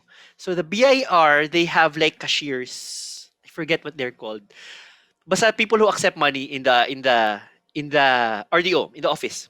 They can only accept for their RDO. For the branches that are assigned to the RDO, they can only accept for the specific RDO that they are accredited for. Okay, so you can use Taxumo, and Taxumo doesn't have those restrictions. Ay, segue. Okay, thank you. Tapos, okay. Uh, if we register as a professional, ito, sige, and we have to choose between VAT and percentage tax for business tax, sorry, which is more beneficial considering our clients are residing outside the Philippines? Which is considered as an export of service that under the law should be exempt under percentage and zero rated under VAT. What if we choose percentage? There's no option in the VAT return, in the tax return for exempt sales. All right. So, end of the day, I think when you charge your client, charge them with VAT na. Because VAT is always collected from you, not from your client. Does that make sense? So make it easy on yourself. Just always add VAT if you're VAT. If you have to choose between VAT and percentage tax, if you're earning more than 3M, no choice.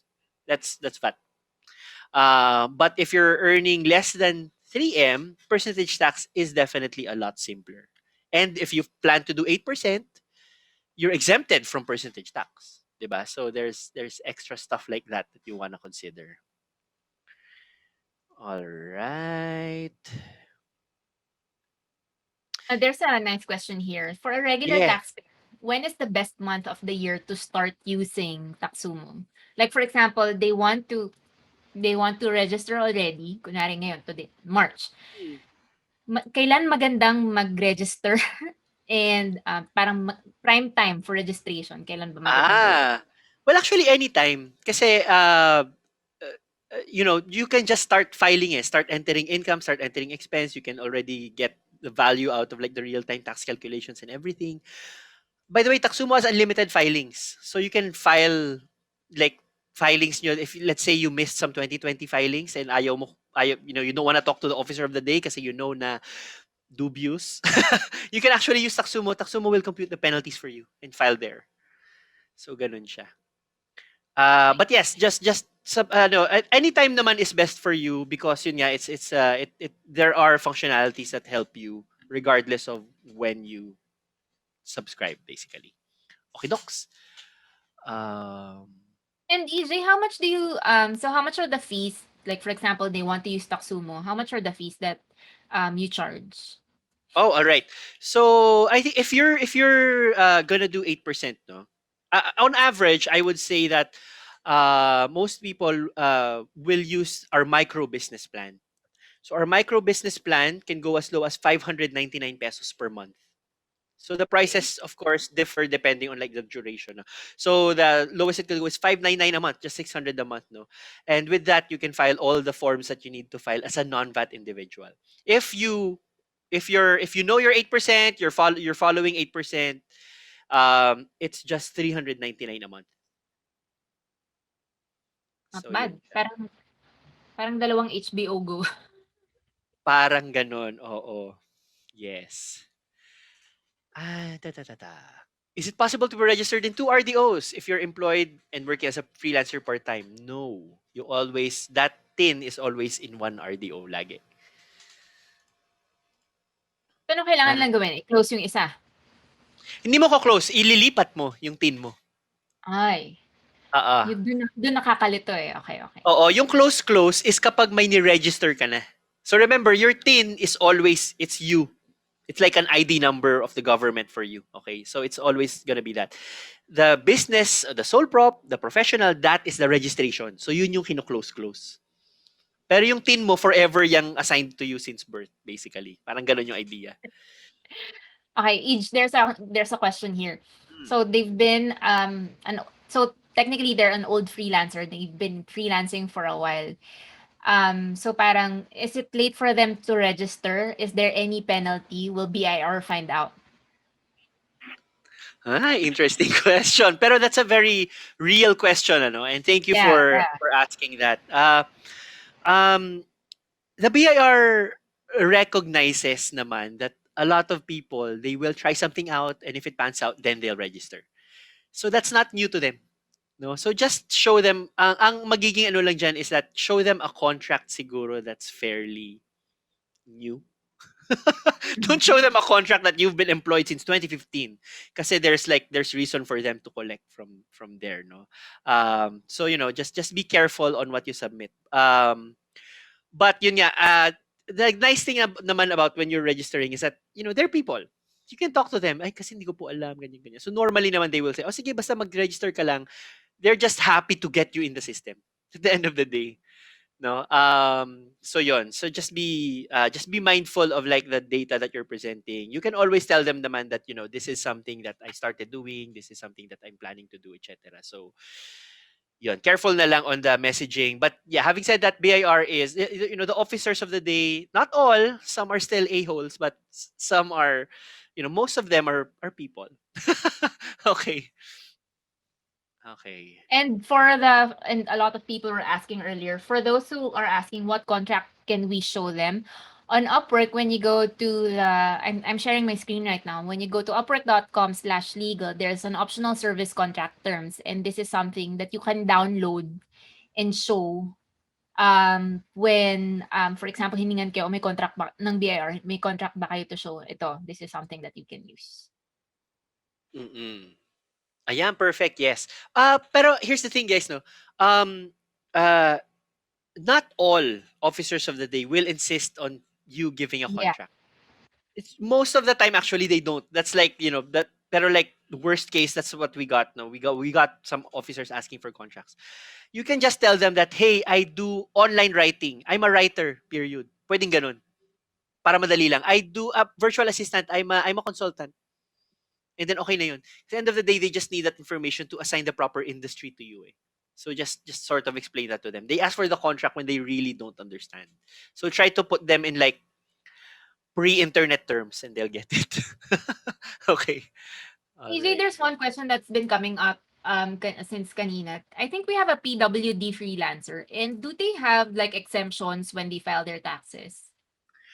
No, PWDs walang exemptions when it comes to taxes. Yung PWD, 'di ba meron yung PWD discount, senior citizen discount, yung mga ganon. Those only apply to necessary goods. I think that's the right term. So normally drugstore, groceries for food establishments, that's where you can use your PWD and you get a discount there. Okay. But the business never gets a discount. Kumbaga, if you're buying from Jollibee, Jollibee will never get a discount for that. So that's the thing, no? Yan. Thank you. Thank you for answering that. All right.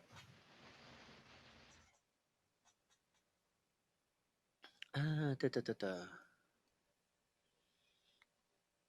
I registered last year, but I was at interesting question. I registered last year, so kudos, very good. But I was not able to pay my monthly and quarterly tax. How much should I? What should I do, and how much is the penalty? Okay, first of all, start filing na. Okay, para hindi mag-ipon. Some people, when they have open cases, they'll just shut down and stop filing altogether. So what happens? It piles up. So first of all, start filing. Okay. Next, for your open cases from before, you can get a list from the officer of the day, no, from the RDO. You can go to the RDO and ask them, sir, I think meron po akong mga na-miss.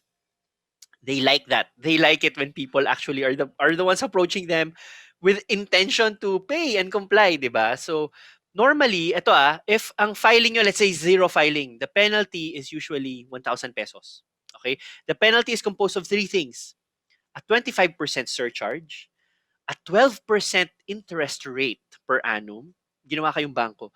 And then also a compromise fee. So it's a table, may table. Ang hilig nila sa table. So, it's a table, X to X, it's 1,000 ganyan. So, a minimum you have to pay is 1,000 if it's a zero filing, okay? The lowest we've seen it go is nababa nila to 200. And it's not uncommon. They actually have the leeway to do that. And because they see that the person is willing to pay for it. They're willing to close out their issues. It's just that, 1,000 is just too much. So, bababa nila yan. Okay? Oh, by the way, something pa pala to note.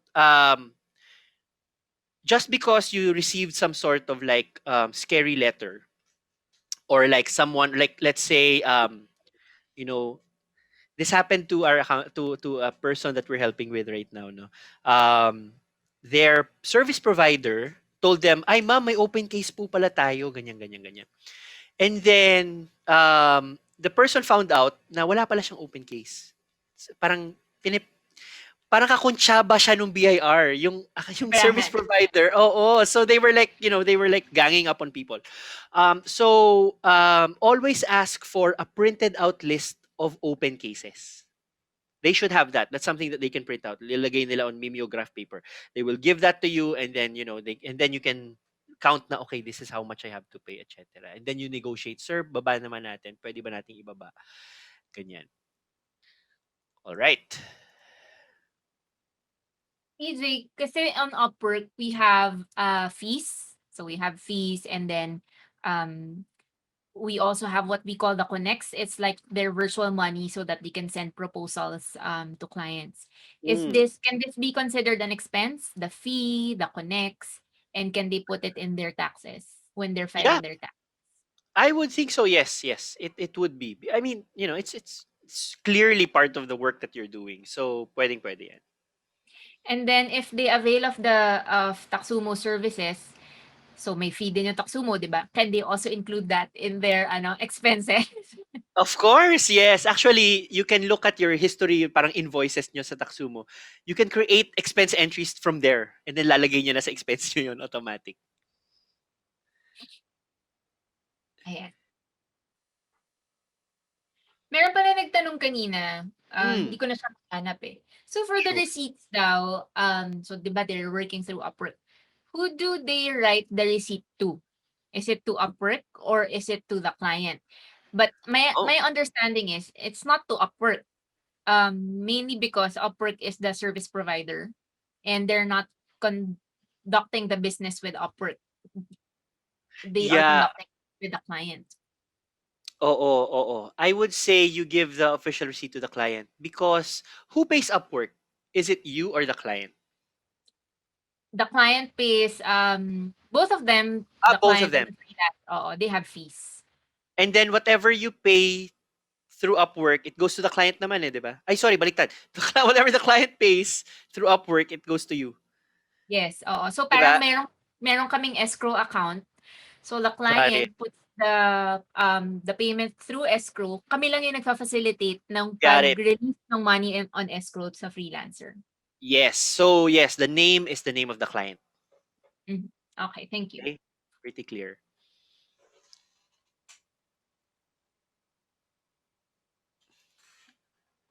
Merong mga nagtatanong, they missed, ay, pangalawang nakita ko na 'to, they missed a period in filing their taxes. What can they do? You missed a period. You can file late. You can file late. So normally what happens if you do it manually is that you have to get the officer of the day to compute the filing penalty, whatever, and then you pay. The usual process naman. But you can also pay that through Taxumo. So si Taxumo will compute your penalties na for you and then just pay it there. So yun siya. So you can basically just file your the period that you missed. Okay.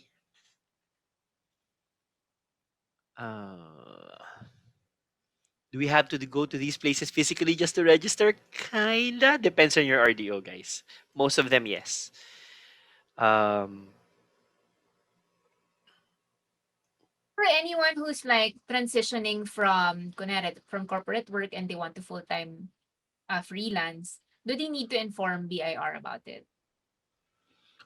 no, no. Your business is your business. Period. So technically it's not sort of like dependent on employment or anything. So it's always treated separately. And then like let's say this year I was mixed income because I was an employee and then I went full time this year. Do I need to say hindi na ako mixed income? Walang ganon. You just put it on the form na I'm not mixed income, I'm using this 250k deduction. So ganun na lang siya. So it's really just you computing it on the form. Which Taxumo does automatically, by the way. Sorry, kulit ko. Okay. Um,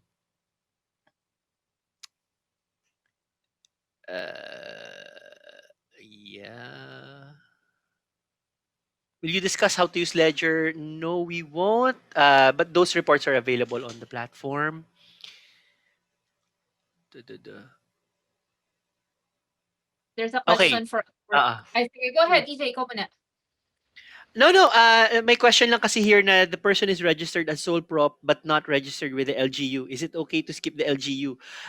No, it is not okay. Okay, so you have to register with the LGU. Register nyo na lang sa LGU and then just get it over with. And then there was a question here on may deadline ba ang registration? If not, ano yung end of January deadline? Okay. So, the end of January deadline is a deadline for renewal of business permits. Okay? Yun lang siya, renewal. Pag bagong registration, anytime yan. Okay? But if you were registered the previous year and then, abutin ka ng January, then you have to pay that renewal in January. Okay, yes. Go, Avery. What was your question? May nagtatanong lang kasi kanina, if Upwork will be withholding taxes in the future. Actually, we don't have any plans. I don't know of any plans if we will be doing this, mainly because if Upwork is required to withhold taxes from our earnings as freelancers, it will be the Philippine government who will be coordinating with Upwork. Just like how Mexico is doing it, just like how the government of Australia is doing it, just like how the government of India, EU, the European Union, and the US, basically. So usually when this happens, when a country's government requires freelancing professionals to mag-withhold ng taxes from their earnings, then saka lang siya mangyayari. But right now, wala pa tayo sa Philippines, hindi pa siya institutionalized through Upwork, hindi pa siya institutionalized through our government. Actually, we were discussing this earlier, kami ni EJ, institutionalized na siya sa gobyerno natin. Kailangan talaga natin magbayad ng taxes as long as you're earning here in the Philippines. Yung, tawag mo rito, hindi lang siya implemented. What's the word, EJ? Parang Hindi lang, hindi pa required yung network orchestrators mismo, which is yes, Upwork in this case. Oo. hindi pa tayo required hindi pa required ng Upwork na mag-withhold ng taxes. Tayo as freelancers, dapat nagbabayad tayo ng taxes natin. Ayan. Yun. Yung ibang questions, so there are a lot of questions. Parang it's now Mm. equivalent to the number of attendees that we have. And as much as we want to answer all your questions, we can, because we are actually over time now. So for those who have additional questions, please go to taxumo.com/taxumo-consult so that you can consult with their tax professionals. You can also go to their Facebook page. They have also their help center through the website. What was the time of when can they consult through the website? It's from 9 a.m. to 12 midnight on weekdays. Wow. Oo. Para sa mga taong ano, no, panggabi.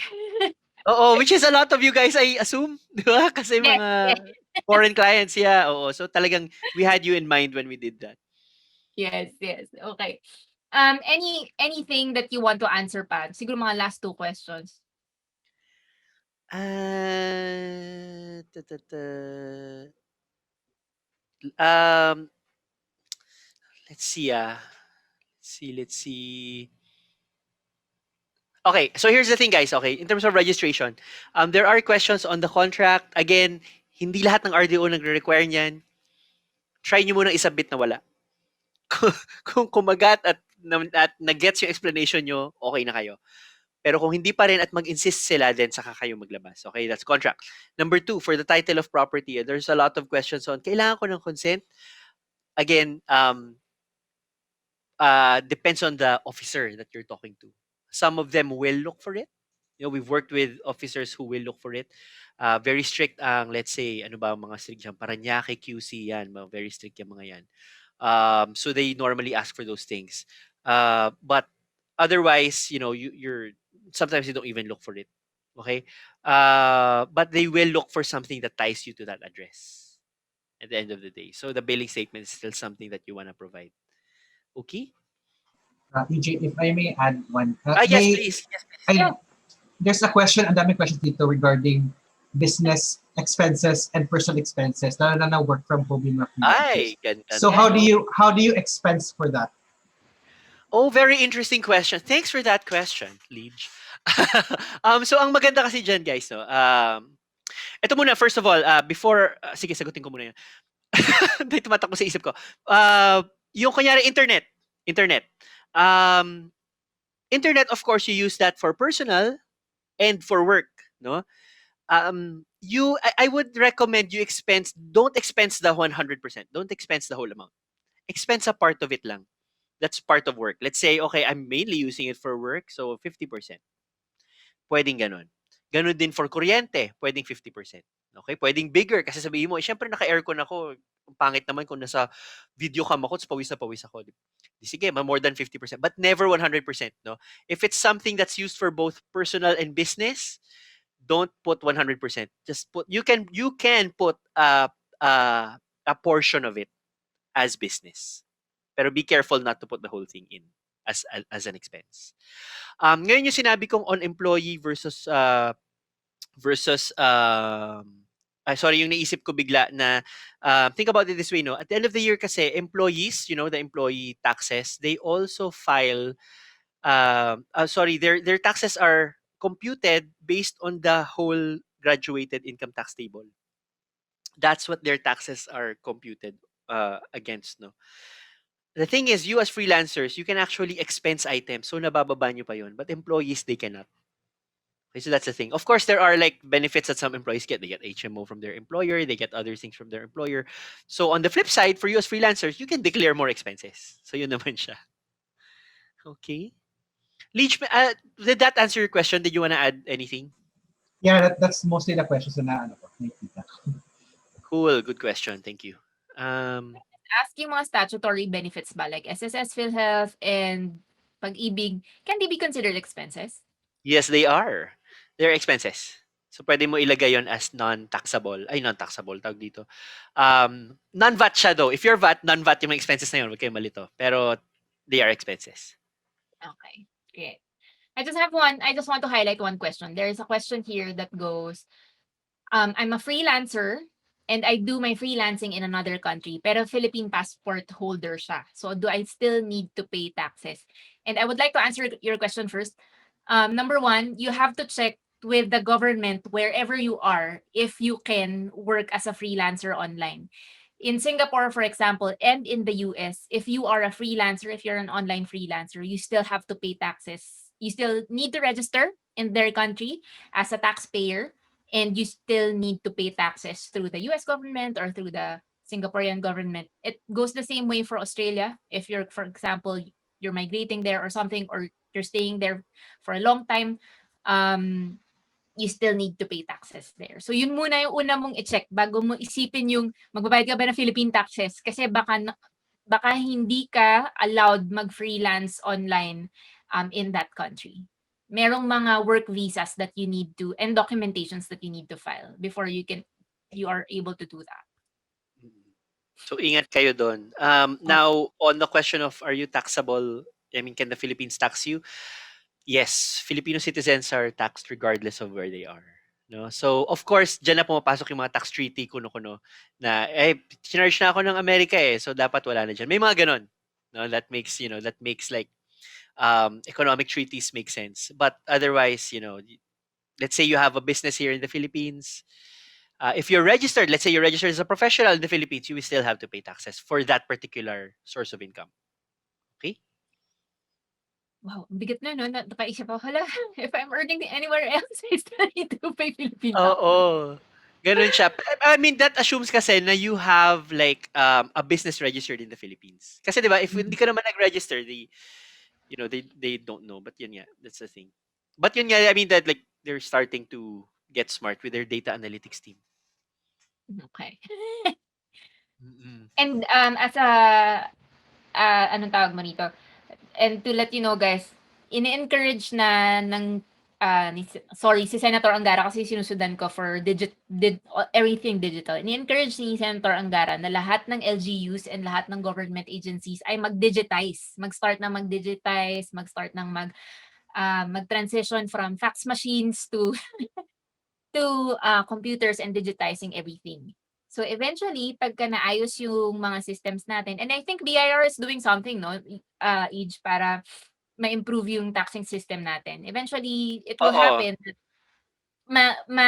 mas magiging streamlined yung process for filing taxes as a freelancer. So mas maganda, mas maagap, mas magandang mauna tayong mag-file before tayo habulin. And ito guys, so some insight for you. Normally when they go through like discussions like that on taxes, they forget about freelancers. It's always like small business, small business, small business. Pero kayo, your case is very different Your case is very, very different from a small business. Kasi ang laging tingin nila small business as employees, ganyan, ganyan. But you guys, you're not. You are your own employees, no? So it's very different. Normally, when we get invited to like discussions, yun nga with Senator Angara, mga working sessions, we normally represent also freelancers when we go there. We talk about the different context of freelancers when it comes to taxation. Like ORs don't make sense kasi kliyente nila abroad. Hello.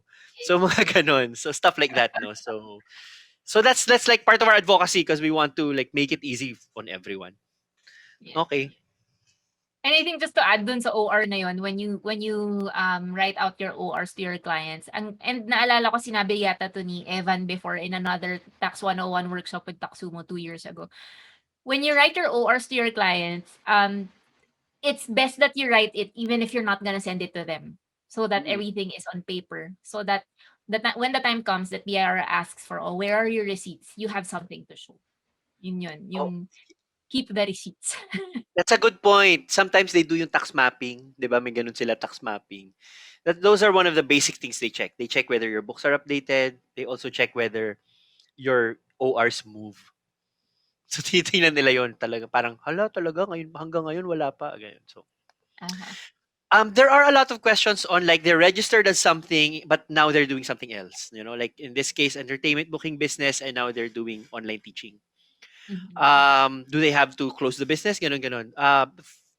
If it's a sole proprietorship or like it's a professional business, what you can do is you can change the industry. So just change information na lang with the BAR. Ask them, ay iba na yung ginagawa nitong business na to. No, it's not that big of a deal because end of the day you're paying your taxes, but it would be good and like it's just to make sure that everything's on the up and up. You don't have to close. You just need to change the industry, the PSIC, Philippine Standard Industry Classification. Yun siya. Okay, may nagsabi kanina parang super brain bleed daw 'tong session na 'to. And it's true, mahirap yung taxes. Ako nakailang taxation 101 na ako with, Taxumo, nahihirapan pa rin ako intindihin siya, but little by little parang may nagagrasp ako na information. So, I think let's wrap up each. All right, Last 2 sure. questions, promise. Oh, sige, game. Ano, sige, last. Sige, sino? Kayo mamili. Si Lidge, baka may gusto sagutin si Lidge. Baka may love life question. Yun yung hinahanap ko eh. Love life question. Chismis yung chismis. Parang nasagot ko na yung ibang chismis kanina eh. Hindi, joke lang. Okay, very nice. And for those who have other questions about taxation, please don't hesitate to reach out to them.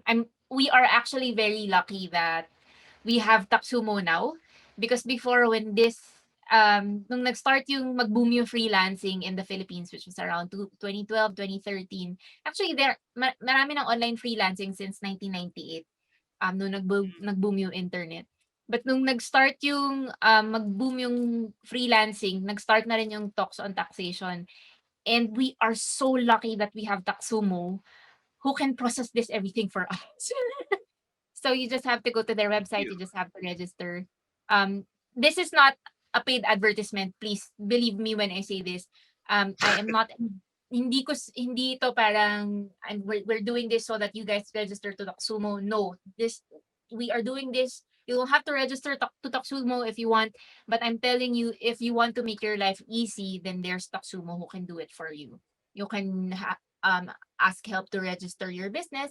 You can also consult with their tax consultant, and then you would just have to go online and log into your account to be able to file your taxes. So that's really convenient for us. Mm.